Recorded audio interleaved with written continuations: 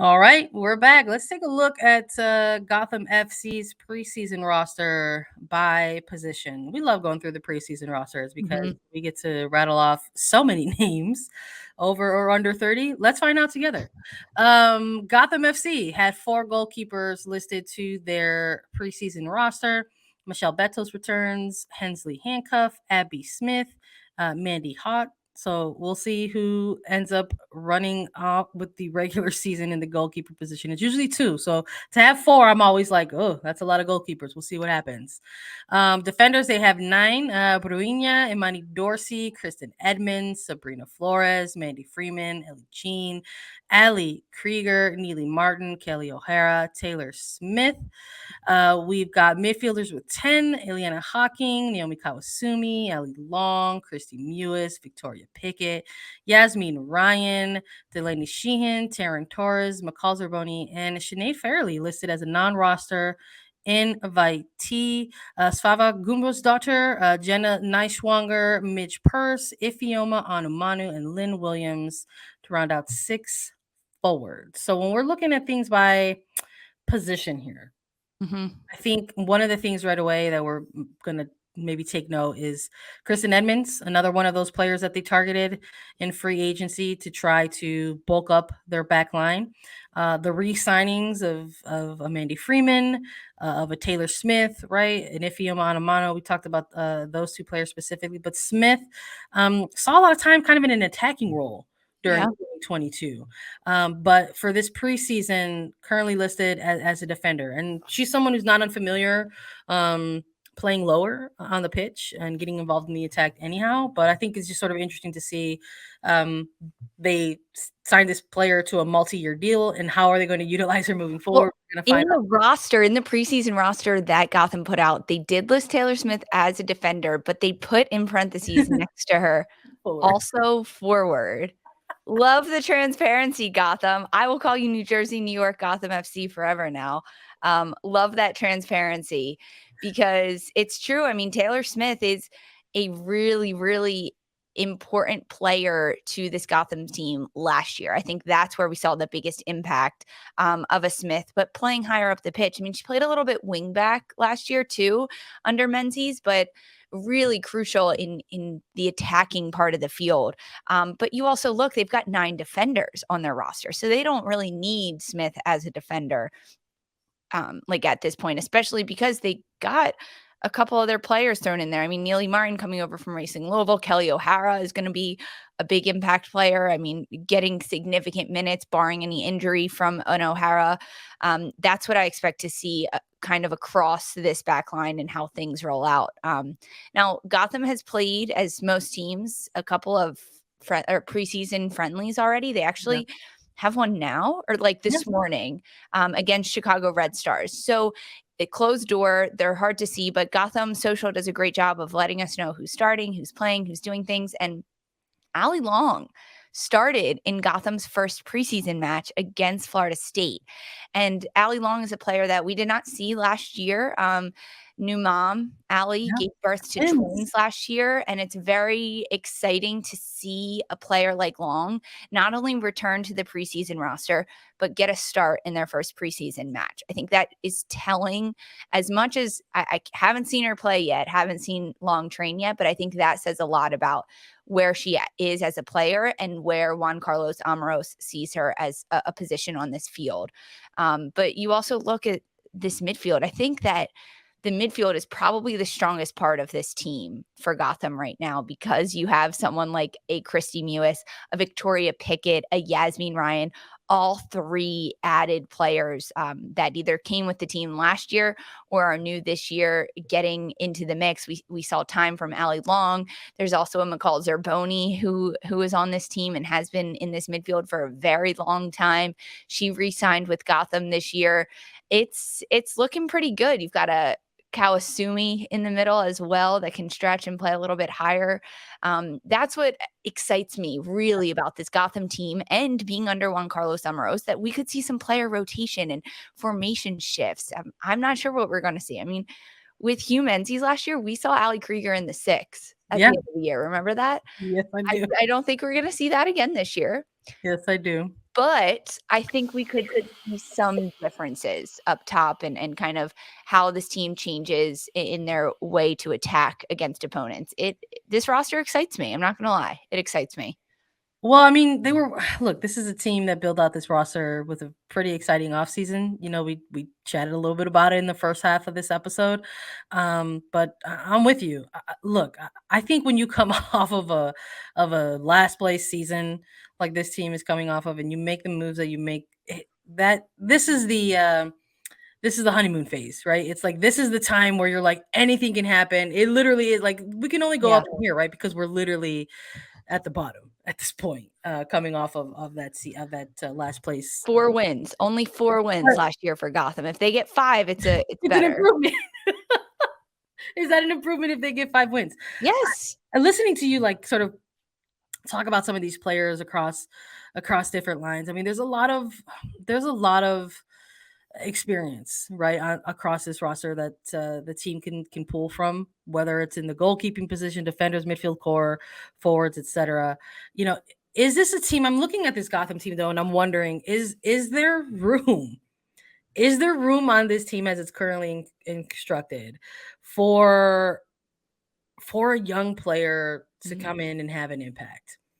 Because they've got a couple young players on here that maybe we could take a look at and say, here's a young prospect to keep an eye on for Gotham.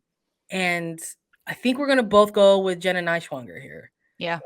Now, are we going to get to see her this year? And what kind of impact do you think we can see out of her? So initially, when I think about all the players that were added to this roster in the offseason, all the moves they made, all the experience that this roster has, I would say no, we're not going to see a lot of the double draft picks, mainly Neiswanger. However, when you look at the front line for this roster, I imagine we'll see a Midge Purse get starts consistently, and Ifeoma Onumonu, a Lynn Williams get starts in the front line consistently. But then there's only 2 more forwards listed. You want to throw in Naomi Kawasumi into that front line as well, which I think would behoove you.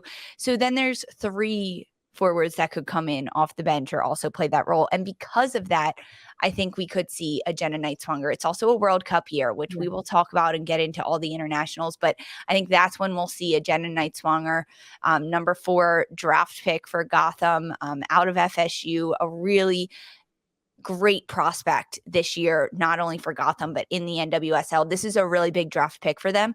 And I do think that we will see her get time and get minutes in that front line. If not at the start of the season, definitely during the Challenge Cup, for sure. I mean, I think it would be a loss if we didn't get to see Jenna Neiswanger this year. Yeah. I don't know if this is a player that we're going to see on opening weekend starting 11 for Gotham, but I'm with you 100% that in this type of year where we're in the middle of a cycle, the World Cup is going to happen. Gotham is one of many teams that is possibly going to miss an extended amount of players. That during those midweek matches that come up, in a Challenge Cup series, like maybe Neiswanger is someone that you slot in and give some time to. But we're going to have to wait and see, because going through this, again, we're looking at a lot of veteran type of players who have spent a lot of time in the league on Gotham's roster. So, I mean, who is that one veteran that they might pull from, that they might lean on a little bit more in 2023, especially in the midst of a World Cup year where they might miss a number of players on different international rosters? And there's many for us to look at here and many for us to choose and select from. But even some of the experienced veterans on this team are entering their first season with Gotham. So that's why we're going with Naomi Kawasumi, because this is, the Japanese international is someone who's been with this team for some time now and really started to, I think, kind of show that she was that experienced veteran that the team can kind of pull from in late stages of 2022. It's tough to have that consistent, like, it's not as bad as it seems type of mentality that we could keep building out of this and push forward. And I think Naomi Kawasumi was a pretty big part of that. I think we saw her coming off the bench. We saw her starting games. We saw her, impact, the games. Massive, yeah. Kind of like, I just am thinking of like some of these performances that she put in and the shifts that she gave to Gotham last year. And I just feel like this is going to be another season where they need that from Yeah. her. And this is definitely a veteran player in the global game of soccer in the NWSL. She spent a lot of time in Seattle, and she's been with this Gotham team since 2019. And I think that we've seen the maturity and evolution of Kawasumi's game over the last several years as she has really taken on that veteran role on this Gotham team in particular, right? Throughout stretches of last year, she would play higher up the pitch, and she became this very calming presence for Gotham. When they would be able to connect from their back lines to their forwards, connecting through the midfield, it was because of the glue that Kawasumi provided for this team. Now I think they can build on that, right? Because she's been with this team, she can really bridge the gap between last year and the positive pieces that Gotham had in 2022 to the new pieces they're bringing in, whether it's an O'Hara, a Lynn Williams up top, a Jenna Nightswanger, who's the draft pick coming in, to also an Allie Long, who didn't play at all last year in the midfield. I think Kawasumi is really going to be the player that everyone leans on, from Juan Carlos Amorós to the draftees in the locker room, because Kawasumi is that really, really calming presence that can dictate the tempo of a game and really control everything. And she hasn't been playing internationally for a bit. So they've got her all year. She's not going anywhere, which I think is a huge, huge bonus for Juan Carlos Amorós and for this Gotham team and for Kawasumi. So she can really pick up consistency. No, absolutely. I mean, we just covered this Japan's national team during the She Believes Cup, and there's a couple of veteran players who play in the NWSL who have not been with the national team for quite some time. And we've heard from Yuki Nagasato, and we've heard from Naomi Kawasumi about the lack of attention, support, promotion of their women's national team. Kawasumi was out there like live tweeting games because there was nothing around, no promotion on socials around the team and their performances. So I'm looking at that and sort of seeing that you take some of that energy into this regular season with the team. In a sense, people might not interpret that as being vocal, but I do. I think if you're, trying to utilize your platform to draw attention or bring awareness, I think that's a method. That's a way of being vocal. And I hope that she sort of carries that with this team in 2023. So I'm excited to see her be one of those experienced veterans that this team kind of rallies around and with, because we said she's probably still going to be here during this World Cup cycle. So there's no final rosters out there right now. It's still it's still open for interpretation. So for Gotham, they could really miss out anywhere from as low as probably like 3 players to potentially as high as 6 players. Let's take a look at some players who may be absent during the World Cup stretch. Bruinha won with Brazil, Kelly O'Hara, Mitch Purse, Lynn Williams, and Christy Mewis with the United States women's national team, and Ifeoma Onumonu with Nigeria. These are all players who may not be available for Gotham during some pretty long stretches of time this season. And starting caliber players, in my opinion. Definitely starting caliber. And again, there are definitely some locks on this list for their respective national teams, but there are also some that are maybe a little bit more up in the air. But either way, we wanted to add them to kind of showcase how many players could be missing, which does open the door for players like a Jenna Nightswanger to get more time. I also think it's going to be really important for Gotham, because of these international players we're spotlighting. I'm specifically looking at Lynn Williams, Christy Mewis, and Ifeoma Onumonu, those attacking-minded players, that they get off on a really fast, quick front foot with Gotham to start this year, because that'll also translate to their national teams, right? I mean, especially when you look at someone like Lynn Williams or Christy Mewis. I mean, Lynn Williams just getting back in the U.S. national team pool at this point. Vlatko Andonovski, U.S. head coach, is going to be watching these club games, and I think it'll only help a Williams and Mewis, Ifeoma Onumonu with Nigeria, to start fast, score a lot of goals. And I think that's the energy that Juan Carlos Amorós needs to give off for this Gotham team to start this season. While you have all these attacking players, use them as best as you can. I think someone like a Midge Purse might be on the bubble of going to the World Cup at this point. I mean, that's another conversation for another day, but we saw how that benefited Purse when she didn't get called in before. And I think that if anything were to happen, I mean, I think if she wants to go to the World Cup, right? I think that would be great for her. But if something happens that she doesn't, can she channel all that energy with her club team and with Gotham the same way that she did a few years ago in that same type of position? Because that's another reason why we highlight these players, even though they might not be going to the World Cup. If they don't make that roster, you have to keep watching them to see how they respond to that and how that changes, because, hey, they could get called back up at any single moment. Yeah, we saw, Mitch Purse sort of elevate her play and her profile a bit with Gotham. She was pissed off. When she didn't go to the Olympics, she went on an incredible tear. And I mean, to the point where unfortunately she suffered an injury and she was out for a stretch of time with them in 2021. But a large part of why they made the playoffs was because of how they looked on the pitch with a Midge Purse. Yep. I think the stat was wild with how they were performing with her on the pitch versus when she wasn't on the pitch.